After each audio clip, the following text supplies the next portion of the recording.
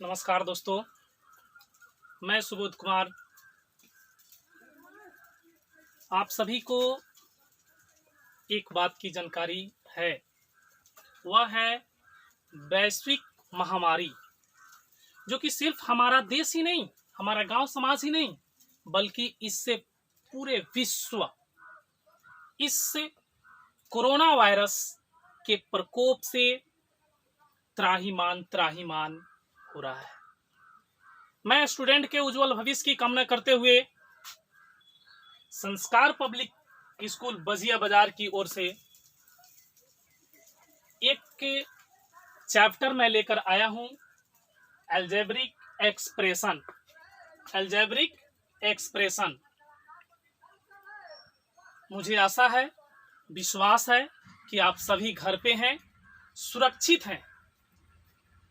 आप इस महामारी से लड़ने में देश को सहयोग करें, घर पे रहें और आपकी सहूलियत के लिए, आपकी मदद के लिए हमारे स्कूल प्रशासन, जिनके डायरेक्टर मिस्टर वीरेंद्र कुमार यादव जी हैं, उन्होंने एक चैनल संस्कार पब्लिक स्कूल बजिया बाजार के नाम से क्रिएट किए हुए यानी बनाए हैं। उस पे आप सभी गार्जियनों से अनुरोध है, रिक्वेस्ट है कि आप अपने बच्चों को घर पे रखें, सुरक्षित रखें और उन्हें ऑनलाइन क्लास करने की प्रेरित करें। और जरूर देखें, घर पे रह करके आपको सारी चीजें मिलेंगी। आपको जो भी समस्याएं होगी वह मुझे कमेंट बॉक्स में लिख करके डालेंगे, मैं सारे समस्याओं का सॉल्यूशन जरूर करूंगा। आशा करता हूं कि आप मेरा वीडियो जरूर देखेंगे, सब्सक्राइब करेंगे, शेयर करेंगे। आइए, मैं ज़्यादा आपका समय न लेते हुए मैं एक क्लास को स्टार्ट करता हूं। आज जानते हैं चैप्टर्स नेम में लिखा हूं अलजेब्रिक एक्सप्रेशन, जो एनसीईआरटी से रिलेटेड है। क्लास 7,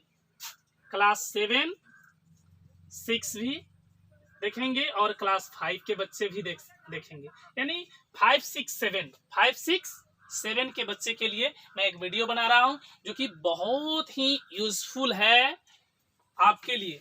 देखिए, पहले हम जानते हैं कि अलजेब्रिक एक्सप्रेशन क्या है। What is algebraic expression? बीजीय व्यंजक क्या है? आइए, मैं इसको डिफाइन किया हूं। अलजेब्रिक एक्सप्रेशन एक combination of constant and variables connected by the signs of fundamental operations of addition, subtraction, multiplication and division is called algebraic expression. देखिए, अलजेब्रिक एक्सप्रेशन क्या है? जहां पर कांस्टेंट और वेरिएबल, कांस्टेंट यानी नियत, वेरिएबल यानी चर का प्रयोग हो और सभी ऑपरेशन का जोड़, घटाव, गुना और भाग का प्रयोग हो, उसे हम लोग अलजेब्रिक एक्सप्रेशन कहते हैं। तो प्यारे बच्चे, आपने अभी जाना अलजेब्रिक एक्सप्रेशन का डिफिनीशन। क्या जाना? डिफिनीशन, परिभाषा। फिर मैं अब इसमें क्या क्या हमको पढ़ेंगे, इसमें इस अलजेब्रिक एक्सप्रेशन के अंतर्गत कौन कौन से टॉपिक है उसके बारे में मैं आपको बताऊंगा और एक एक टॉपिक को मैं आपको लिखाऊंगा। चलिए, मैं इसको मिटा रहा हूं। आप इसको क्या करेंगे, अपने नोटबुक में राइट डाउन करेंगे, नीचे लिखेंगे और इस एक नोट बनाएंगे। इसको बढ़िया से ध्यानपूर्वक देखेंगे, एक एक चीज आपको लिखाएंगे। अब देखिए, इसमें टॉपिक क्या क्या है। टॉपिक एक्सप्रेशन फर्स्ट आएगा आपको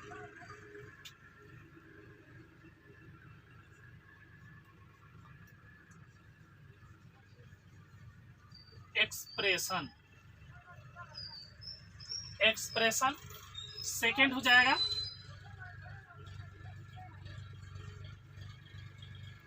कांस्टेंट्स, थर्ड हो जाएगा टर्म एंड फोर्थ हो जाएगा वेरिएबल। फोर्थ क्या होगा?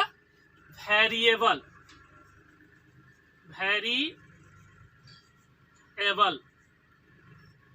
अब बच्चों मैं आपको इन चार चीजों के बारे में expression, constant, term and variable, ये क्या होते हैं, एक्सप्रेशन क्या है, एक्सप्रेशन क्या है, पहले मैं एक्सप्रेशन को जानूंगा। आपको फॉर एग्जांपल मैं बताऊंगा कि एक्सप्रेशन क्या होता है। Expression means combination of term. Expression means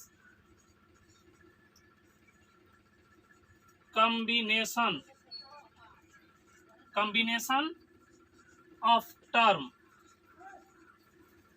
terms is called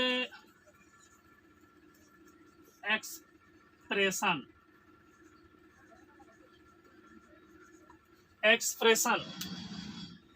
Expression means combination of terms is called expression. अब कांस्टेंट जो नियत, अब देखिए मैं एक फॉर एग्जांपल यहाँ, फॉर एग्जांपल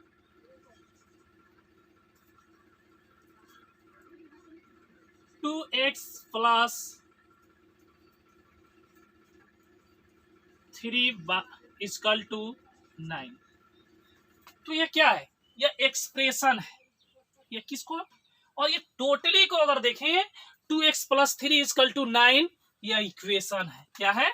यह इक्वेशन है। यह इक्वेशन को डिनोट्स करता है। तो बच्चों समझ में आ रहा है कि हाँ कॉम्बिनेशन एक्सप्रेशन क्या है, यानी व्यंजक क्या है।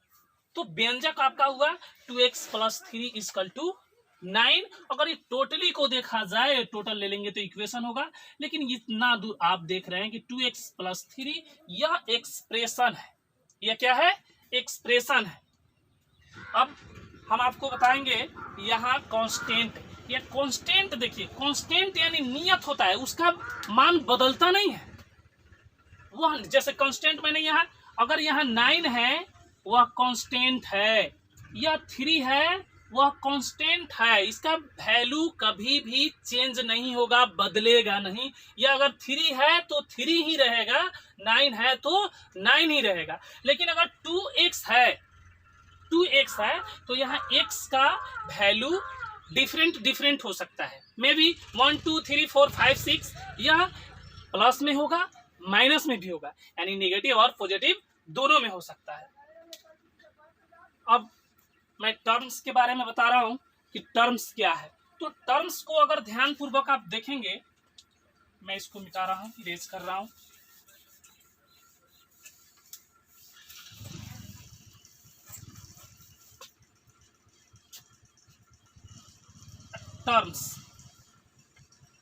टर्म यानी पद, इसको ध्यान पूर्वक देखेंगे। टर्म यानी पद। इसी इक्वेशन को मैं ले रहा हूं, या कोई भी इक्वेशन आप ले सकते हैं, 5xy plus 3x equal to 10। तो इसमें टर्म्स यानी पद, कितने टर्म्स है? तो यह 3xy एक टर्म है, या 3x टर्म है, इसको बोलते हैं टर्म यानी पद। इसको बोलते हैं टर्म, यानी 5xy प्लस अगर 3x, तो ये एक टर्म है। ये दोनों क्या है? ये टर्म है, इसको टर्म बोलते हैं। यह एक टर्म हुआ, यह 2 टर्म, 1 टर्म 2 टर्म। अब मैं यहाँ बात करूंगा वेरिएबल। किसका बात करूंगा? वेरिएबल।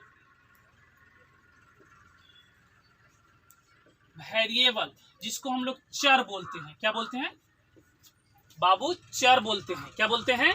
वेरिएबल। वेरिएबल्स का अर्थ होता है चर। आप लोगों ने वेरिएबल, नॉन वेरिएबल, तो वेरिएबल किसको बोलते हैं?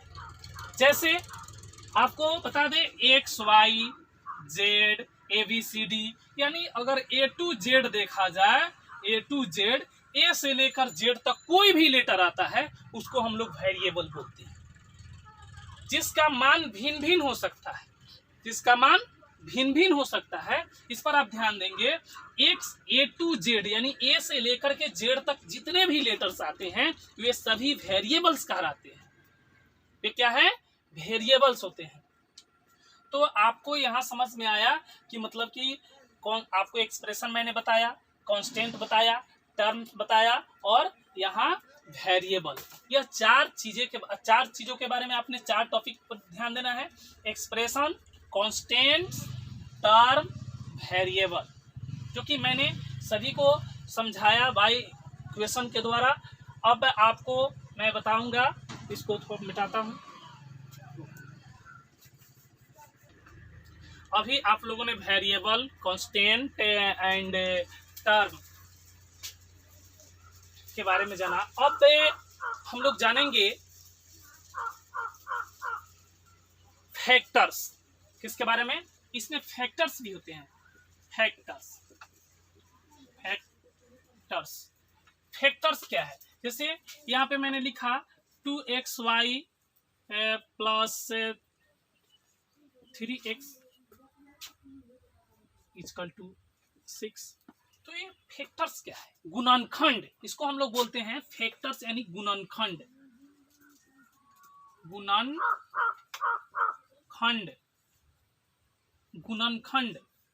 या गुणनखंड। जैसे इसको अगर हम 2xy लिखें तो इसको किस तरह से एक्सप्लेन करेंगे? इसका गुणनखंड अगर करते हैं, इसका फैक्टर अगर तोड़ते हैं तो क्या होगा? 2 into x into y plus 3 into x. यह फैक्टर है। यह क्या है? इसको बोलते हैं फैक्टर। इसका गुणनखंड, इसको बोलते हैं फैक्टर यानी गुणनखंड। अब हम लोग जानेंगे कोफिशिएंट। किसके बारे में जानेंगे? कोफिशिएंट। कोफिशिएंट का मतलब होता है गुणांक। क्या होता है? गुणांक। कोफिशिएंट मीन्स गुणांक। तो गुणांक अगर यहां देखा जाए कि अगर हम आपको बोल दें कि 3x plus 2y equal to 6, अगर आपसे हम पूछें कि अगर यहाँ 2x का कोफिशिएंट कितना है, 2x का कोफिशिएंट, तो बाबू आप ध्यान रखेंगे कि इसमें जो वेरिएबल है उसको छोड़ करके उसके जस्ट आगे वाला अंक जो डिजिट होते हैं वही आपका कोफिशिएंट होता है। जैसे यहाँ 2x है, क्या है? 2x है, तो इसमें का जो 2 हुआ वह कोफिशिएंट हुआ, इसका गुणांक कहलाता है। अगर हम पूछे कि अगर 2y में y का कोफिशिएंट कितना है तो आपको बोलना होगा 2, चूंकि y के पहले क्या है? 2 है।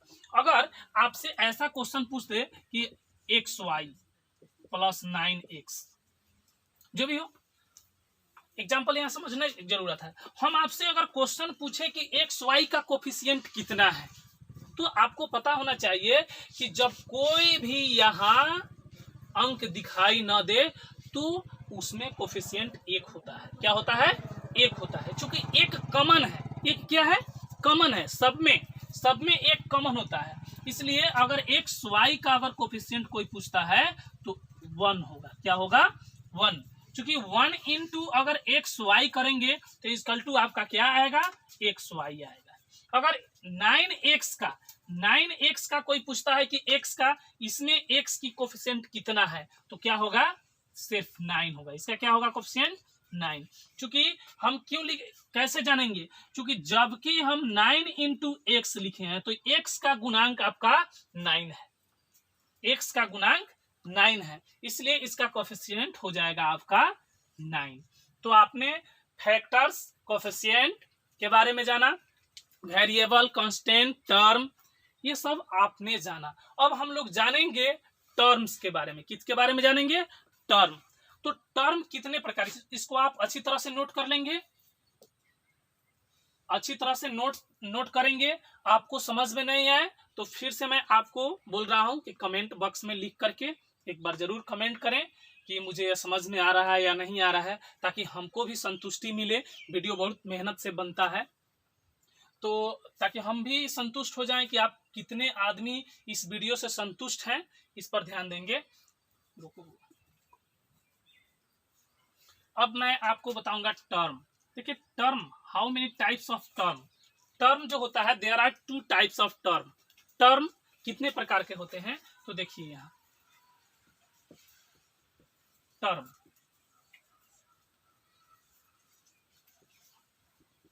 एक होता है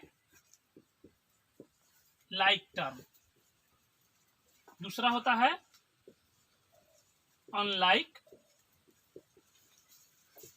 टर्म्स। एक लाइक टर्म्स, दूसरा अनलाइक टर्म। एक समान पद होता है, क्या होता है, एक समान पद जिसको बोलते हैं समान पद, और एक होता है असमान पद। देखने में दिक्कत हो तो जरूर कमेंट कीजिएगा, क्योंकि चूंकि फर्स्ट क्लास है आज आप लोगों का। लाइक टर्म तो होता है दो प्रकार का, there are two types of term, there are two types of term, like term, unlike term, जिसको हिंदी में बोलते हैं समान पद और समान पद। और अब जानेंगे कि लाइक टर्म क्या है। Like term, like term, like term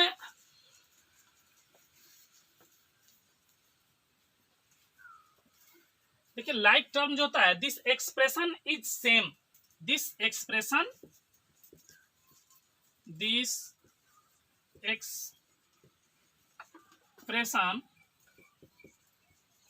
is same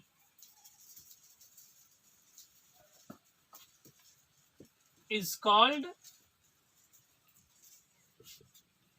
like term, and दूसरा है unlike term।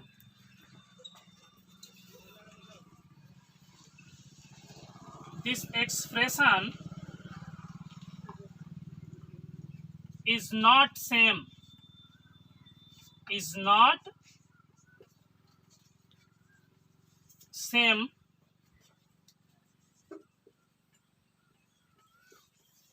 is called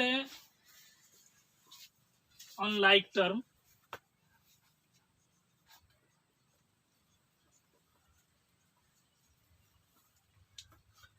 like term क्या है, this expression is same is called like term. और फॉर एग्जाम्पल मैंने दिया हूं, थोड़ा ध्यान दीजिएगा यहाँ। फॉर एग्जाम्पल यहाँ देख लीजिएगा कि लाइक टर्म किसको बोलते हैं। तो यहाँ 3x 2x, देखिए यहाँ वेरिएबल जो एक्सप्रेशन है उसको ध्यान देना है कि एक्सप्रेशन देखिए 3x 2x यह सेम है, यह लाइक आपको यह लाइक टर्म है। देखिए 3x 2x यह सेम है, यहां भी x है और यहां भी x है, इसका मतलब है कि यह लाइक टर्म है, यह समान पद है, यह क्या है, समान पद है। फिर देखिए यहाँ पे अगर 2xy 9xy ये भी लाइक टर्म है, क्योंकि इसमें भी xy है और इसमें भी xy है, यह 2xy 9xy।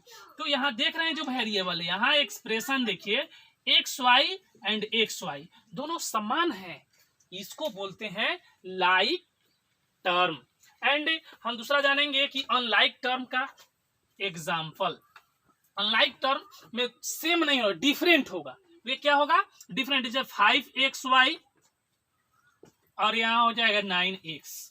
तो देख रहे हैं कि इसमें xy है और इसमें सिर्फ x है, यानी डिफरेंट है, इसलिए यह क्या है, अनलाइक टर्म है।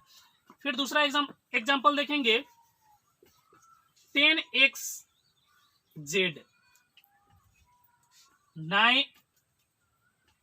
5pt।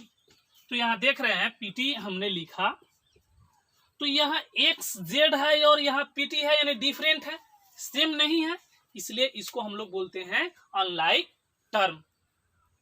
आज मैंने अलजेब्रिक एक्सप्रेशन के बारे में आप लोगों को आज बताया।